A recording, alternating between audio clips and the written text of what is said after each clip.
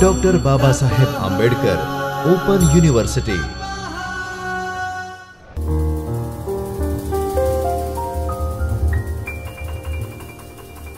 नमस्कार विद्यार्थी मित्रों, doctor Baba Saheb Ambedkar open university के चैतन्य स्टूडियो से मैं अर्चना मिश्रा आप सभी का बहुत बहुत स्वागत करती हूँ। बीए में हिंदी अनिवार्य विषय के रूप में पढ़ने वाले विद्यार्थियों के लिए ये उनके प्रश्न पत्र HND कॉम 202 की दूसरी इकाई एकांकी सूखी डाली पर हमारा ये व्याख्यान केंद्रित है। मित्रों, इस इकाई का लेखन डॉक्टर गिरीश बंजारा जी ने किया है और दृश्य श्रव्य मैं स्वयं प्रस्तुत कर रही हूँ, डॉक्टर अर्चना मिश्रा। इस एकांकी का या इस इकाई का जो उद्देश्य है वो आपको लेखक उपेंद्र नाथ अश्क जी का एक परिचय देना, फिर एकांकी के मुख्य अंशों की व्याख्या को थोड़ा समझाना, 4 मान्य तत्वों के आधार पर सूखी डाली का विश्लेषण करना और सूखी डाली एकांकी के अभिनेयता और मंचीयता की संभावनाओं पर विचार करना। इसमें से पहला 2 जो उद्देश्य है उपेंद्र नाथ अश्क जी का परिचय और सूखी डाली एकांकी के मुख्य अंशों की व्याख्या, इसके विषय में हम आज बात करेंगे और बाकी जो शेष 2 विश्लेषण और मंचीयता की संभावनाओं पर विचार है यह हम अपने अगले व्याख्यान पर विचार करेंगे।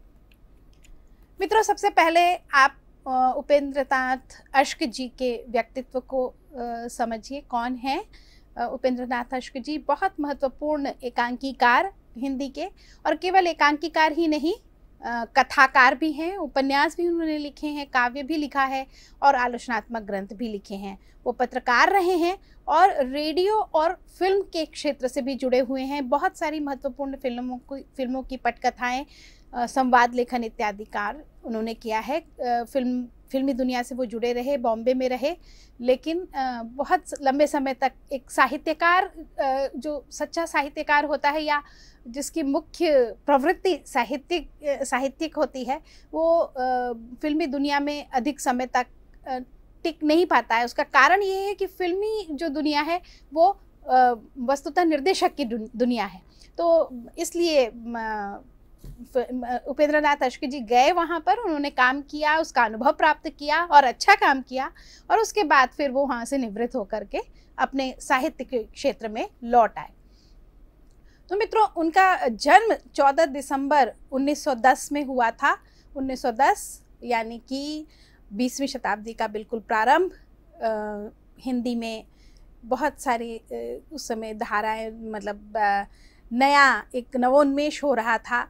प्रेमचंद उसी समय आए थे। प्रेमचंद के ठीक बाद के ये कथाकार हैं। प्रेमचंद का मार्गदर्शन भी इनको मिला। लंबा जीवन उन्होंने जिया। 1996 में प्रयाग में उनकी अंतिम घड़ी बीती, वहाँ पर उनकी मृत्यु हुई 19 जनवरी को। जन्म स्थान उनका जालंधर था पंजाब में, और फिर बाद में वो पूरी तरह से इलाहाबाद में सेटल हो गया, भी जिसको प्रयागराज कहते हैं। तो प्रयागराज में ही उन्होंने अपना निवास स्थान बनाया, वहाँ जीवन पर्यंत कार्य किया। वहाँ पर उनका प्रकाशन भी है, नीलाभ प्रकाशन के नाम से, और वो स्वयं लिखते थे और अपने ही प्रकाशन से अपनी पुस्तकें प्रकाशित करते थे। तो ये उनका एक संक्षिप्त परिचय यहाँ पर है। हम उनकी कृतित्व को देखें तो लंबी एक सूची हमको प्राप्त होगी। उपन्यास उनके हैं महत्वपूर्ण: गिरती दीवारें, शहर में घूमता आईना, गर्म राख, सितारों के खेल आदि। फिर कहानी संग्रह हैं, जिसमें एक में 70 श्रेष्ठ कहानियाँ उनकी संग्रहित हैं। इसके अलावा जुदाई की शाम के गीत, काले साहब, पिंजरा आदि भी उनके अन्य कहानी संग्रह हैं।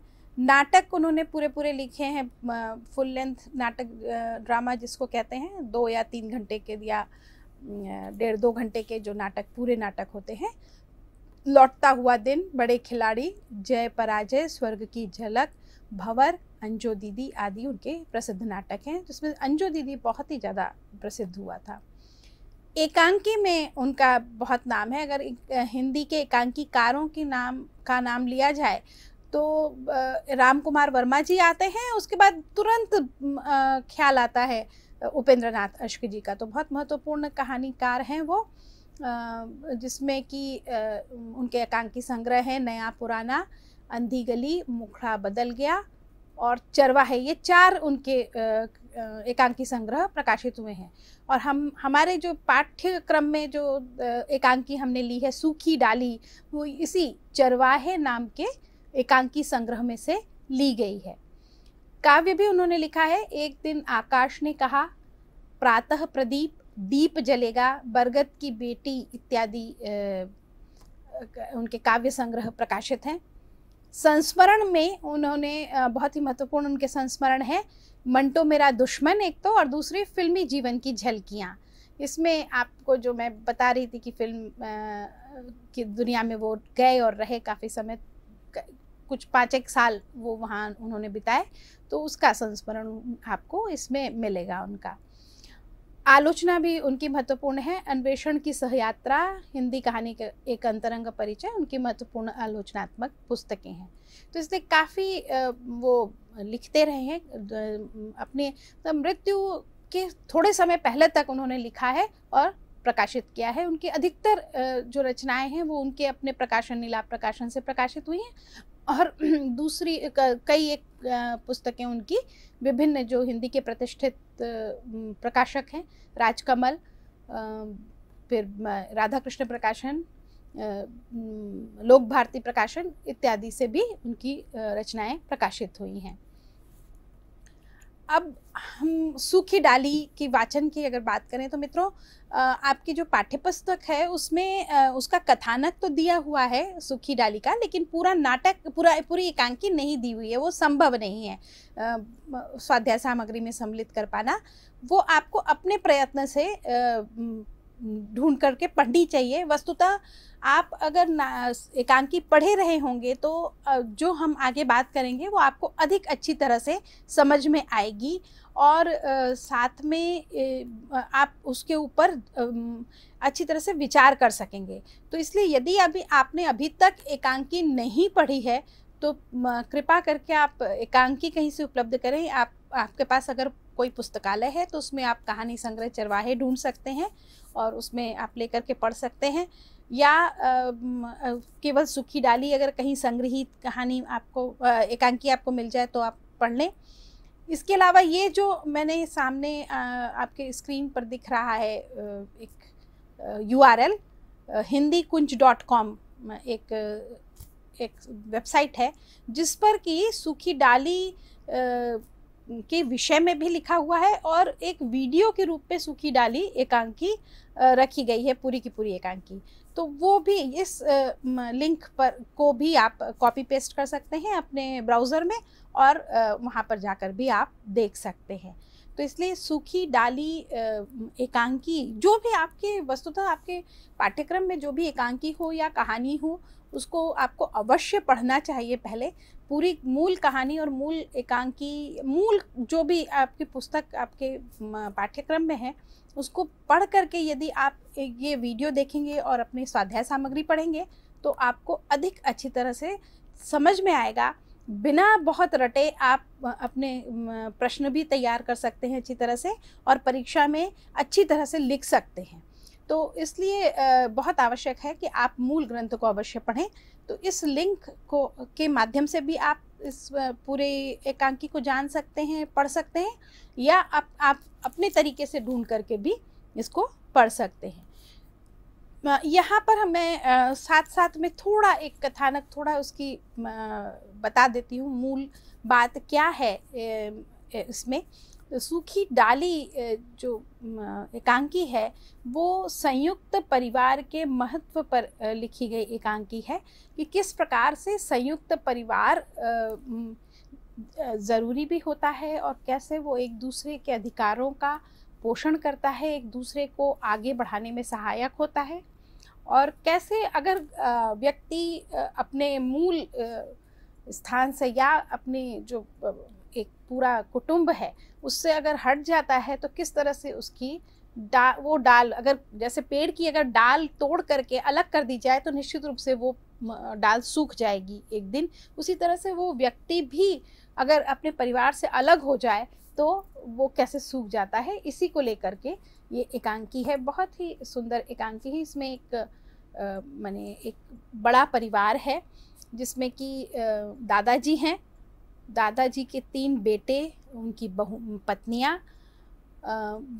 उसमें से एक पुत्र का देहावसान हो गया है और बाकी हैं। फिर उन बेटों के बच्चे हैं, उनकी बेटी भी है, दादाजी की माने दादाजी की पोती है एक, और बाकी बेटे हैं, बेटों की भी पत्नियां हैं।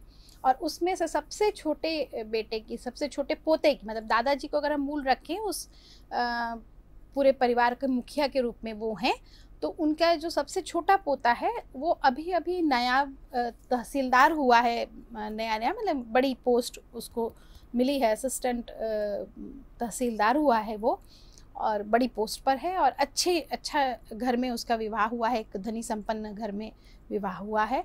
तो उसकी पत्नी आई है। ये जो कहानी केंद्रित है उसी पत्नी के ऊपर केंद्रित है। ये साथ में ये भी शिक्षा देती है कि कभी भी जो भी विवाह संबंध होते हैं, निश्चित रूप से एक घर की स्त्री जो है, लड़की, वो दूसरे घर में आती है।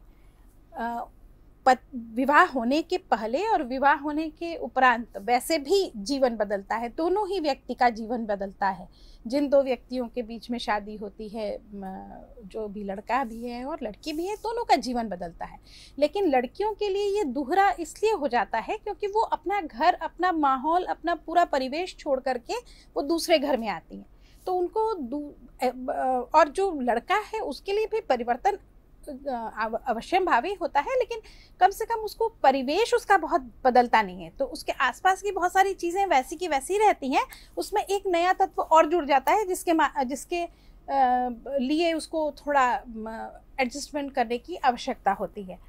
लड़कियों का तो पूरा का पूरा माहौल बदल जाता है। तो ये वैसा ही है जैसे कि एक जगह कहीं कोई पौधा लगा हुआ है और उसको पौधे को उखाड़ करके दूसरी जगह लगाया जा रहा है। यदि आप थोड़ा भी बागबानी करते होंगे तो आपको मालूम होगा जो नया पौधा लगाया जाता है उसको थोड़ी सी ज़्यादा देखभाल की आवश्यकता होती है, उसके लिए ज़्यादा अनुकूल वातावरण तैयार करने की आवश्यकता होती है। एक बार जब वो जड़ पकड़ लेता है, वहाँ पर सुव्यवस्थित हो जाता है, वहाँ के माहौल में ढल जाता है, तो फिर उसके कोई अतिरिक्त देखभाल की आवश्यकता नहीं रहती और वो अपने आप बढ़ता जाता है। तो लड़कियां भी वैसी ही होती हैं। जब वो ससुराल जाती हैं तो उनको एक नए माहौल में ढलने की ज़रूरत होती है और उस समय उनको थोड़ा अतिरिक्त ध्यान देने की उनके ऊपर और उनको एडजस्ट करने के लिए मौका देने की आवश्यकता होती है, जो कि सामान्य रूप से लोग समझ नहीं पाते और गलतफहमियाँ उसमें पैदा होती हैं और तेज़ी से फिर वो गलतफहमियाँ बढ़ती जाती हैं और वही परिवार टूटने का कारण होता है या परिवार में कलह का कारण होता है। इस एकांकी में बहुत अच्छी तरह से बताया है। वो दादाजी उसके इतने समझदार हैं कि उन्होंने इस समस्या को, इस चीज़ को उन्होंने जैसे ही शुरुआत होती है वहीं पर वो बहुत समझदारी के साथ उसको समाप्त कर देते हैं। इस एकांकी में ही एक वाक्य है कि अगर खरोंच लग गई और उस पर सही मलहम नहीं लगाया गया तो वो धीरे धीरे घाव बन जाएगा और नासूर बन सकता है, और ऐसा हो कि वो पूरा का पूरा जहाँ पर चोट लगी वो अंग ही काट करके निकालना पड़े। लेकिन अगर खरोंच को ही थोड़ा हम ध्यान दे दें, उस पर सही मलहम लगा दें, उसके सही देखभाल कर लें, तो वो ठीक हो जाएगा और ऐसा लगेगा कि कुछ हुआ ही नहीं। तो बिल्कुल यही काम दादाजी करते हैं। जो नई बहू आई है उसका माहौल बिल्कुल अलग है। वो अपने घर काफ़ी संपन्न परिवार की है जिसमें कि काफ़ी सारे नौकर चाकर हैं और वो अकेली संभवतः पुत्री है, तो काफ़ी आराम में रही है। और यहाँ पर संयुक्त परिवार है, परिवार अच्छा है, ये भी धनी परिवार है, लेकिन फिर भी इतनी शान शौकत संभवतः उस बहू के घर के समान शान शौकत यहाँ पर नहीं है। और वो लड़की बिल्कुल सब हर चीज़ करीने से कायदे से करने की आदी है, जो कि बड़े परिवार में सहज संभव नहीं है। तो इस माहौल में उसको ढलने में दिक्कत होती है और उसको हमेशा अपना मायका याद आता है, और वो बराबर अपने मायके की चर्चा करती है कि मेरे यहाँ तो ऐसा होता था, मेरे यहाँ तो वैसे होता था। और ये बात निश्चित रूप से उस घर की जिसमें वो बहू बनकर आई है, उस घर की स्त्रियों को अच्छी नहीं लगती।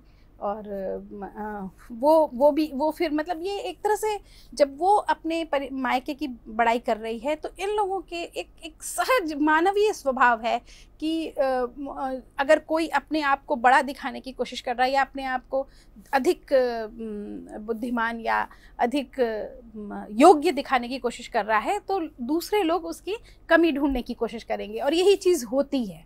और वस्तुतः ये नहीं कि वो गलत कह रहे हैं, लेकिन बस ये एक नज़रिए का फ़र्क है जो कि बहू में और बाकी लोगों में है। दादाजी इसी नज़रिए को समझ पाते हैं इस बात को कि किस तरह से नज़रिए का फ़र्क है। और लेकिन और ये अच्छी बात है कि जो दादाजी हैं उनका घर के बाकी लोग काफ़ी सम्मान करते हैं, उनकी बातों का मान रखते हैं। तो फिर जब दादाजी कहते हैं कि नहीं, तुम उसको उसकी जगह दो, उसको थोड़ा समय दो, और ठीक है अगर वो पढ़ना लिखना चाहती है, काम नहीं करना चाहती है, तो उसको पढ़ने का मौका दो। उसको, तुम लोग सब इतने लोग हो, सब काम करने के आदी, तो क्यों तुम आशा रखते हो कि वो भी सारा काम करे? तो मत करने दो उसको काम, उसको सारा मौका दो, उसको पूरी इज्जत दो। वो पढ़ी लिखी भी है, बाकी लोग उतने पढ़े लिखे नहीं। तो ये भी एक होता है कि अधिक पढ़ी लिखी बहू आई है तो उसको अपने पढ़ने का गुमान है। वस्तुतः उसको नहीं था, उस लड़की को नहीं था, लेकिन पढ़ने लिखने से जो सलीका या जो चीज़ें आती हैं वो उसके सहज स्वभाव में थी, और ये चीज़ें बाकी लोगों में नहीं थी, बाकी स्त्रियों में नहीं थी। तो ये इसलिए ही खटपट हो रही थी। तो जब वो पूरा सम्मान दादाजी की का कहना मान करके सम्मान देने लगती हैं उसको, और उसको काम से अलग रखती है, तब उसको खुद समझ में आता है कि ये सही नहीं है, ये गलत नहीं है, मुझको इन लोगों के बीच में ही घुलना मिलना है, इन लोगों के जैसा ही होना पड़ेगा, तो काम करना ही चाहिए। और फिर उसको अपनी भी गलती समझ में आ जाती है, पढ़े लिखे होने का ये माने ये फल है, ये मतलब ऐसा होना चाहिए। जब आप पढ़ते लिखते हैं वस्तुतः, तो आपका अपना व्यक्तित्व निखरना चाहिए। कोई भी डिग्री लेने से अधिक महत्वपूर्ण ये है कि आपका व्यक्तित्व कितना निखरता है आपके पढ़ने लिखने से। तो ये भी सेकांकी में दिखाया कि उस लड़की में समझदारी है और वो इस बात को समझ पाती है। फिर वो दादाजी से मिलती है, क्षमा मांगती है और कहती है कि नहीं, मुझे भी पराया नहीं रहना है, इस घर में ही रहना है, और मैं इस घर की होकर के रहूँगी। मैं सब काम करने में मुझे कोई ऐतराज़ नहीं है, मैं काम करूँगी। और फिर सब मिल जाते हैं और ये परिवार एक वटवृक्ष की तरह फलता फूलता है। तो मित्रों, ये इसका कथानक है, जो कि मतलब जब आप पूरी एकांकी पढ़ेंगे तो आपको ये बात पूरी अच्छी तरह से समझ में आएगी। तो ये हमने वाचन किया, जो आपने माने आप पढ़ सकते हैं इसको। और उसके बाद फिर अगर हम जब व्याख्या की बात करें मित्रों, ये व्याख्या के लिए कुछ आवश्यक बिंदु होते हैं, वो आपको लिखने चाहिए जब अगर व्याख्या आए। उसमें 4 महत्वपूर्ण हिस्से होते हैं: संदर्भ, प्रसंग, व्याख्या और विशेष। पिछली जो हमने एकांकी देखी थी उसके संदर्भ में भी मैंने ये बात की थी। आप जब भी व्याख्या लिखें तो ये 4 शीर्षक होने ही चाहिए। संदर्भ में आप मुख्य रूप से जो है ये लिखेंगे कि ये किस एकांकी से लिया गया है, कौन से संग्रह से है, ये आप लिख सकते हैं, लेखक का नाम लिख सकते हैं। प्रसंग में आपको जो वाक्य मिला हुआ है कि कौन सा, अगर जैसे जो उदाहरण स्वरूप कि ये कहा कि खरोंच लग जाती है तो उस पर मलहम लगाना ज़रूरी होता है, उसकी देखभाल करना ज़रूरी होता है, नहीं तो वो घाव बन जाता है। अगर ये वाक्य आता है तो आपको प्रसंग में ये लिखना चाहिए कि जो हमें व्याख्या के लिए वाक्य है यहाँ पर उपस्थित वो किसका संवाद है, दादाजी का कहा गया है, किस संदर्भ में कहा गया है, वो थोड़ा एक लाइन में आप सिर्फ लिख सकते हैं। विशेष बहुत विस्तार में नहीं लिखने की आवश्यकता है, क्योंकि वही काम आप व्याख्या में करेंगे, लेकिन एक लाइन बनेगी किसका संवाद है और किस संदर्भ में उन्होंने कहा है, ये 1-2 वाक्य में आप प्रसंग में लिख सकते हैं। व्याख्या में आप उस चीज़ को अच्छी तरह से बढ़ा करके उदाहरण के साथ आप उसको आपको बताना होगा। तो उसमें खाली ऐसा नहीं कि एकांकी की ही कहानी आपको लिखनी है, ऐसा नहीं। वो तो आप बताएंगे व्याख्या में कि दादाजी ये वाक्य कह रहे हैं क्योंकि इस तरह की समस्या हुई थी, लेकिन फिर आपको उसके पुष्टि में या उसके समर्थन में अगर आपके पास दूसरी कोई कहानी है या दूसरा कोई उदाहरण आपको अपने अनुभव से आपको पता है, तो आप वहाँ पर उसको लिखेंगे, तब वो व्याख्या अच्छी बन पड़ेगी। तो इस तरह से आपको व्याख्या करनी होगी। और विशेष में आपको मुख्य रूप से व्याकरणिक अगर कोई इस पे विशेष बात उसमें आपको दिखाई पड़ती है, किसी मुहावरे का प्रयोग किया है ना, कि या किसी कहने की कोई एक खास शैली उसमें दिखाई पड़ रही है, तो ये बातें आप विशेष में लिख सकते हैं। कई बार होता है कि कोई जो वाक्य आते हैं व्याख्या के लिए, उसमें कोई ऐसी बहुत विशेष बात दिखाई पड़ती नहीं है, तो आप इस चौथे शीर्षक को हटा भी सकते हैं। नहीं है, बिल्कुल भी नहीं है, तो आप न लिखें, ऐसा कोई आवश्यक नहीं है कि लिखे ही, लेकिन सामान्य रूप से कुछ न कुछ एक विशेषता होती ही है, तो आप उसको लिख सकते हैं। किसी माने हिंदी में तमाम विदेशी शब्द भी आते हैं, देशी शब्द भी आते हैं, जहाँ पर का लेखक होता है वहाँ के लोकल स्थानीय शब्द भी आ जाते हैं, तो ऐसे शब्दों का प्रयोग हो तो वो भी आप वहाँ पर बता सकते हैं। तो विशेष में इस तरह से आपको कोई जो भी वाक्य आपको दिया, पूरी एकांकी में से नहीं, जो वाक्य आपको व्याख्या के लिए दिया है, उस वाक्य में यदि कोई ऐसा शब्द प्रयोग है या मुहावरे का प्रयोग है या कोई व्याकरणिक विशिष्ट प्रयोग है, किसी विशिष्ट शैली का प्रयोग है, तो उसकी वो आपको विशेष में बताना होगा। अगर ऐसा कुछ भी उसमें नहीं है तो आप इस शीर्षक को हटा भी सकते हैं। अन्यथा व्याख्या लिखते समय संदर्भ, प्रसंग, व्याख्या, ये तीनों तो निश्चित रूप से रहेंगे। विशेष, अगर विशेष कोई बात है तो रहेगा, अन्यथा नहीं रहेगा। तो मित्रों, ये एक हमने मोटे तौर पर इसको देखा। व्याख्याएं आप लिख सकते हैं। हम यहाँ पर यदि एक एक वाक्य लेकर के उसकी व्याख्याएं करें तो उसमें काफ़ी लंबा समय जाएगा, तो उस पर हम नहीं जा कर के, ये वस्तुतः ये आपको एक तरह से एक टास्क हमारी तरफ से है कि आप अपने हिसाब से कुछ एक वाक्य चुनें और उसकी व्याख्या लिखें। आप व्याख्या लिखने के बाद ये हमें भेज सकते हैं baou.ba.hindi@gmail.com पर। अपना नाम, मोबाइल नंबर, रजिस्ट्रेशन नंबर, अभ्यास केंद्र का नाम और कोड और कोर्स का नाम, ये सारी सूचनाएं उसमें रखिएगा। आप अपने ये चेक करने के लिए भी हमको भेज सकते हैं। इसके अलावा आपका अगर कोई प्रश्न उठता है इस व्याख्यान के संदर्भ में या इकाई के संदर्भ में, वो भी आप हमको भेज सकते हैं। आपको उत्तर अवश्य मिलेगा, तत्काल उत्तर मिलेगा इसकी गारंटी नहीं है, लेकिन निश्चित रूप से आपको उसका उत्तर मिलेगा। तो मित्रों, आप पहले सुखी डाली एकांकी पढ़ें और उसके बाद फिर इस व्याख्यान को पुनः सुन करके उसके कुछ महत्वपूर्ण अंशों की व्याख्या लिखें।